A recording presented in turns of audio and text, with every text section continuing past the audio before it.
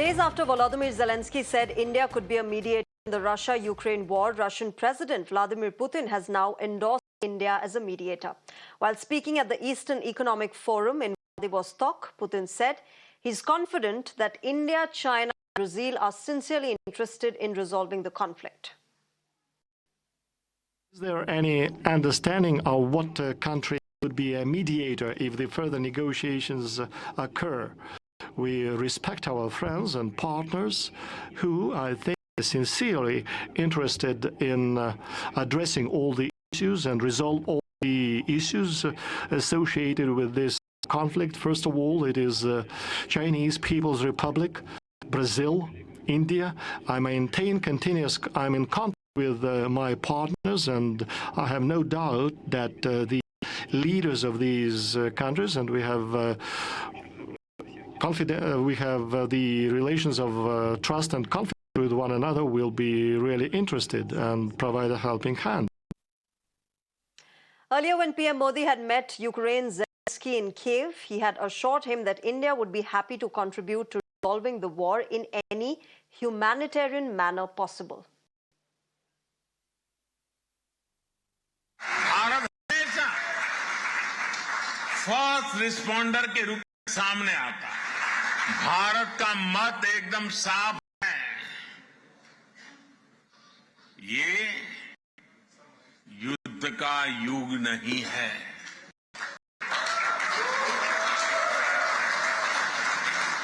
ये उन चुनौतियों से निपटने के लिए एकजुट होने का समय है, जिनमें मानवता को सबसे बड़े खतरे हैं। इसलिए भारत डिप्लोमेसी और डायलॉग पर बल दे रहा है। Now remember, back in 2022, in the initial weeks of the war, Russian and Ukrainian negotiators had multiple rounds of engagements to flesh out a peace deal. But Russian demands over territorial control and Ukraine's unstable security guarantees had led to a collapse in those talks. Now, with the war in its third year and both sides that are looking to maximize their gains on ground and otherwise, talks are a seemingly reduced task, but it's not impossible. Now, would India consider this role? Let's try and understand this and the dynamics involved in it. On the broadcast, I'm joined by Achal Malhotra. He's a former Indian ambassador. Also joined by Dr. Swasti Rao, Associate Fellow at the MP IDSA. Good evening, namaskar to both of you. Welcome to Mirror Now. Ambassador Malhotra, let me begin with you. Putin saying that India and China and Brazil could be the official mediators in this war. But so far, India has not really, taken this stance. We've always said, and PM Modi has been reiterating it across fora, that we would be happy to help in any humanitarian way possible. What you said is correct. But at the same time, I think during our visit or our interaction with Putin, we have also mentioned that we are willing to contribute the processes that will ultimately lead to the establishment of peace between Russia, Ukraine, and in the region. Can you hear me? There's an echo in my voice here. Can you hear me? Yes, I can hear you, Ambassador Malhotra. Okay, then I'll continue.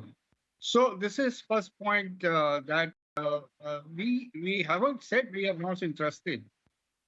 We have definitely given pointers. I mean, if required, if we are asked to do it, you see, at this point of time, if anybody can arrange or facilitate a ceasefire and some humanitarian measures are agreed upon, that it will be a very, very good achievement.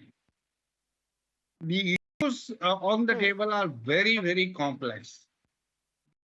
Positions taken by Russia or the demands from Ukraine, they are very complicated.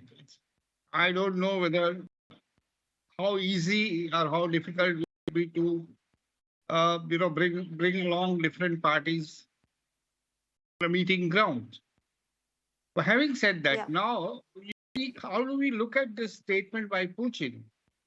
I think Putin has come to realize that even though China, Russia, Brazil, they are very good partners and friends, particularly also, I mean, also within the framework of BRICS, but off and on, particularly India and Brazil, I'm not sure about China, they have also been nudging Russia to look at the possibility of, ceasing, stopping the war and looking for a solution through diplomacy and dialogue. So maybe he thinks, before he loses these good partners, he should also start talking publicly about his, preference for these three important global players to mediate. But the Okay. Okay. the Dr. point Swasti is Rao, whether let me, this will Ambassador be Malhotra, let me acceptable. get doctors. Yeah, my last point. Yeah. What? No, I Yeah. just wanted to say whether this will be Go, acceptable to the go other ahead, side. Ambassador. Because my main point is, Russia has definitely identified his priorities for interlocutors from his side. But will that be acceptable to the other side? That's very important. And they have already having a parallel, Sure. kind of a summit piece in Ukraine and many other ways of looking at it. So unless they are also willing and Yeah. who, Yeah. then only we'll see how it evolves. So too early to celebrate, I would say. Yes, absolutely. And that is why I think President Putin has said that it is India, China, and Brazil that can get both parties on board and iron out the differences. But Dr. Swasti Rao, if we talk about India's so-called moves towards bridging the gaps, we've seen that during the Black Sea grain corridor when India did try to do that. We've also seen it when India tried to pass on Ukraine's concerns regarding the Zaporizhzhia nuclear power plant to Russia, as well as the International Atomic Energy Agency. With that in mind, do you think India should become the official mediator in this war? Because if it does, there'll be a lot at stake for India and for, of course, the Southeast Asian region in this entire war. Very good evening to you, Shreya. Good to be back, and good evening to Ambassador Malhotra as well. And a couple of things which will help uncomplicate this and demystify this entire statement and what's happening in the war and India's position. So allow me 2 minutes. The first thing is, Putin's statement on Russia, China. I mean, not Russia, of course. He's president of Russia, on China, India, Brazil, etc. See, please also remember that once before. India started to get close to the West with the US for all the security deals, etc. There used to be a strategic triangle called the RIC triangle, the RIC, which was Russia, India, China. And from Russia's perspective, it was always forwarded as a kind of strategic triangle based on which you could actually talk about the progress of the Eurasian order. Okay, so the RIC triangle was actually coming from the Russians. And if you see BRICS actually came out from RIC. So the first point that I'd like to say is that President Putin's remark on banking upon, China, Brazil, and India, especially at this time, right now, is more to do with the fact that there is a BRICS summit coming up, and perhaps it is President Putin's way of trying to sort of, remind all these partners about where they actually come from, what was their geopolitical role, etc. Because why I say that this is not really directed right for the war is because the war right now, if you ask me, are these the right time for negotiations? I would say no, because the war has just entered a new phase of kinetic warfare. You've seen that Ukraine has done is this invasion in Kursk region of Russia, which Russia has not been able to repel. On the other hand, Russia has also doubled down on its efforts to take the town of Pokrovsk, which is in the Donbass region in Donetsk. Okay, and then also have a situation where the Western countries have slowly and steadily been eliminating these red lines to the use of Western weapons in Ukraine. Okay, so you know that Netherlands has actually gone on record saying that our F-16s our F-16s can go anywhere, can hit anywhere. You have Poland saying that if there are Russian missiles flying or flying over the skies of Poland, or that way they would be shooting down, or even over Ukraine. So Poland considers its own responsibility. So what I'm trying to say is that all these facts apart, the right time for the negotiations to work? I do not think so. So in that regard, if to the small question that should India be the mediator right now, I don't think there is any plan. But again, Yeah. the third is that please also acknowledge that peace building in Ukraine is an evolving process. If you look at the 4 collaborative peace summits that have happened, starting from Copenhagen to Jeddah, then Malta, then Switzerland, because everybody usually only talks about Switzerland. But the point that I'm trying to make is that as a parallel development, these things have happened.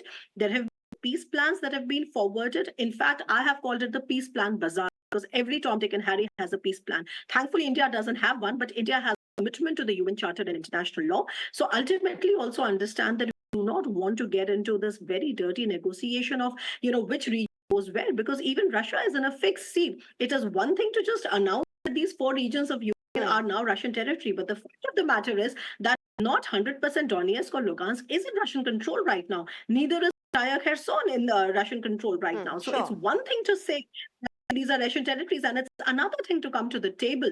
I think what we intend to do here is that, of course, the first fact is very, very clear, which is about credibility. I think everybody understands that India is the true credible player when it comes to, speaking to both the warring sides. And that is perhaps what is also when the MEA said that India is looking forward to innovative solutions. So I think none of these options is off the table. People have also, mentioned that there could be another peace summit hosted by India. I'd be very interested in seeing if the two sides can come together. I mean, you could have President Zelenskyy and President Putin on the same table, even online. That would be, something that would be a major diplomatic feat for India. But to read too much into it and that, everybody's ready for negotiation, I don't think the time is right for that.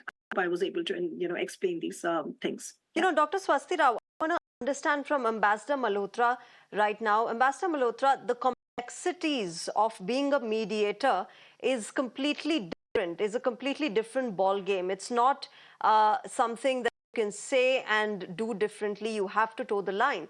Help us understand the dynamics that are involved in being a mediator in terms of the diplomatic strategy that a country adopts. Well, it's a very difficult path to treat. There are two, if you're trying to mediate in the real sense, one is facilitate. You just bring the two parties together, and that itself is an achievement. If they are warring, they're not talking to each other. That's the first step. But if you really want to mediate in the sense that you offer a peace plan, or you consult both sides and try to bring them on the same page, this is a very, very complex process. I think if you look historically, there have been more failures than successes. Even in this region, look at Armenia-Azerbaijan conflict. For 25 or 28 years, the Europeans, the Russians, the Minsk group, they all tried their level best somehow to, the two sides agree upon the basics of the deal, the resolving the issue. It didn't happen, and finally Azerbaijan took the other route, use of force to secure its political objectives. It's a very, very difficult. So all by yourself, taking upon this responsibility is very risky affair. I can tell that.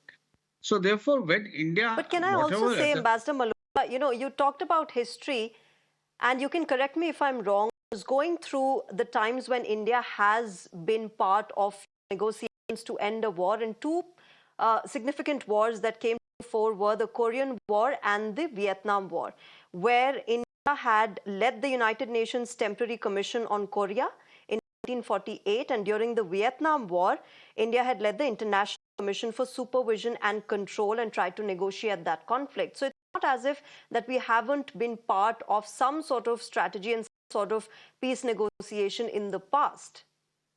Can yes, that that's again very right. Is what the point is, considering that the geopolitics, the geostrategics have changed. No, you have cited very correctly. Those were different times, and all those endeavors that we made were made within the framework of global international institutions. Here, nobody is talking about a UN role, the role of UN General Assembly or Security Council. Here we are looking for individual countries or a group of countries which will which is different from working within the framework of such a an international framework. So that's a qualitative difference, I think, in the two situations. Moreover, the complexities here are is very complex. The one third of Ukrainian territory is under the control. Even if you look at, even Putin has already given, when he said, yes, we are ready, I would like them to negotiate or mediate on our behalf, but it will have to be the Istanbul agreement. There was an agreement, meaning there was no formal agreement, but they had reached certain understandings on certain things. Things have changed. That was 2.5 years ago. And one third of Ukrainian territory is now under Russia's control. Certain parts of Russia are now under, Ukraine's control, which gives some leverage for Ukrainian to negotiate. And if Russia says that, this is the Donbas region, the four provinces of Ukraine, which have already, annexed, sort of opted for merger with the Russian Federation is non-negotiable. That moment itself, we will not be. I don't think that is the sticking point itself. And then there are many other issues about the Ukraine's neutrality, Ukraine not joining the NATO. Last time also in Istanbul understanding, there was some sort of midway understanding. Russia wanted Ukraine to declare that it will not seek NATO membership. And Ukraine said, no, we will be non-aligned, which is less committed. So issues are very complex. I don't know whether we are ready to burn our fingers. And we, as it is, we have a very good image to. And then I don't know, the critics would also say. If you agree to the fact that right now India should be taking steps very, very carefully as far as assuming the role of a mediator is concerned in this war. But Dr. Swasti Rao, can I also ask about the China factor in this entire trio that Putin has suggested, India, Brazil and China? Now, with China entering the fore, do you not think that India would like to cement its position as a global power that helped as a peacemaker in this war? The fact that China would want to do that, the one thing that goes against it would be the fact that it is perceived as close to Russia. So it could be, it could come off as a biased player. But for India, we've been neutral. Do you think that the two countries will compete to be the peacemaker in a high-stakes war such as the Russia-Ukraine war? Well, the short answer is no. Because, I mean, Shreya, China doesn't have the credibility. China has already come up with its peace plan, and China's peace plan is a hodgepodge kind of a peace plan, which hardly ever talks about peace. It is only sort of, it's extremely, it is about China's ambitions in, it wants to look at itself, and it's kind of a reflected glory of how Xi Jinping thinks that he could be the mediator, blah, blah, blah. I don't think anybody gives it a serious thought in the West. And that is why the question there is about the credibility, the credibility factor which India has. So when you say that China and India could compete for it, the idea is that whose image and whose position is being actually taken seriously. And we all know that 950 or whatever, 1,000 days into the war, close, very soon it will be more than 3 years of the war, okay?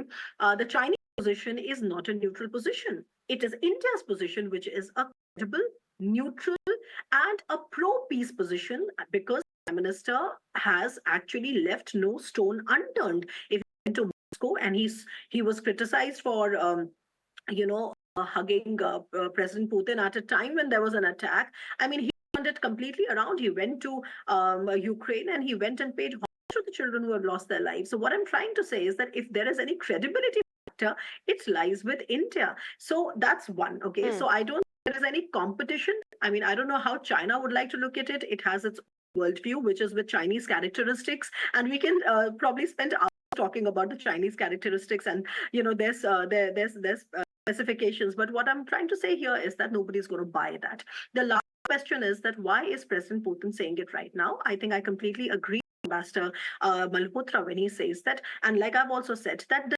negotiations are going to be very, very dirty, which is about how do you actually, if India has always maintained this position of standing by the UN Charter and international law, that means that India is actually agreeing to the 1991 bonds, which also includes Crimea, by the way. And if you look at the real situation, the situation is very, very different because, Russia has this control. But let me give you one caveat, which I think everybody should be looking at, and we are not really looking at. What is really Russia's, objective for this war? It is not about taking a bit of Ukrainian territory. Russia is the largest country in the world. It is about Ukraine's subjugation to neutrality. So if Russia is able to get that neutrality, condition from Ukraine, that will be a victory for Russia, no matter how much it has bled itself in the war. On the contrary, if Ukraine is able to imagine Second World War, there was a situation of East Germany and West Germany. So if you all reach a situation where East Ukraine lies undecided, but the West Ukraine actually joins NATO, it would be a geostrategic defeat for Russia, because ultimately the aim was subjugation of Ukraine, and neutrality. So what I'm saying is that I completely agree that these are extremely complex things. I don't think India should be really getting into this kind of barter about who's going to take what. Just the last point is that I think India has been very committed on building this peace in Ukraine in a more collaborative manner. India has always believed in collaborations and collaborative approaches, not really alliances. And if you carefully see India's participation right from that you mentioned, which was about the grain deal times when India stood it and the Zaporizhia, the safety of the nuclear plants, then from Copenhagen, Jeddah, Malta, and then Switzerland, you can see that there's been a successive but a consistent and solid, commitment built in peace, because everybody understands that that is going to take time and that is going to be an evolving process. And please remember, I'm going to remind everybody here what Prime Minister Modi said. He said that India has not really been neutral. What does it mean? That India's neutrality is not passive, number one, and India's neutrality is evolving. And that is how we actually come to innovative solutions. So I guess the point here is to, leave that space open, and nobody is here, is arguing about getting binary solutions and doing the dirty work. That's not our job. We are looking at stabilizing the European theater. Stabilization of the European theater is our interest. It's not there to tell Ukraine to do this and to do, for Russia to do that. Yes, that I would stop there. Okay. And we leave it there. I think much pondering has to be done from the Ukrainian side as well, as far as its NATO membership is concerned. Something like you mentioned, Dr. Swasti Rao, began this conflict. Still haven't got the NATO membership. So that is something that they should be expecting about. But we'll leave it there. Thank you very much to both of you, Dr. Swasti Rao and Ambassador Achal Malhotra, for joining us on Mirror Now and sharing your perspectives. Thank you very much.